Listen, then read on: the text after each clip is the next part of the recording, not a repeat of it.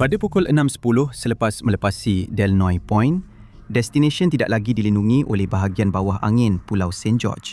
Angin menangkap bubu ketam yang beku seperti layar, menyebabkan kapal itu condong atau sengit ke kiri. Untuk mengimbangi, saya bayangkan jurumudi memusingkan destination ke kanan ke arah angin dan ombak. Tetapi pada pukul 6.12, selepas selesai membelok, angin hadapan memaksa kapal kehilangan kelajuan, memperlahankannya kepada 0.9 knot. Arus di bawah kapal mengalir pada 0.8 knot dari belakang, membatalkan kesan air yang mengalir merentasi kemudi kapal itu.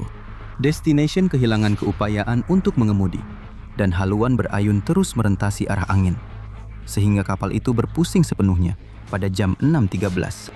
Ombak memercik ke atas dek, tetapi semua bukaan saliran tersumbat oleh ais. Pintu akses untuk ruang kargo nombor 3 terbuka dan air membanjiri kapal. Bubu ketam yang terlebih muatan, umpan disimpan tinggi di atas dek, ais tebal terkumpul. Kapal yang berat di bahagian atas kehilangan kestabilan.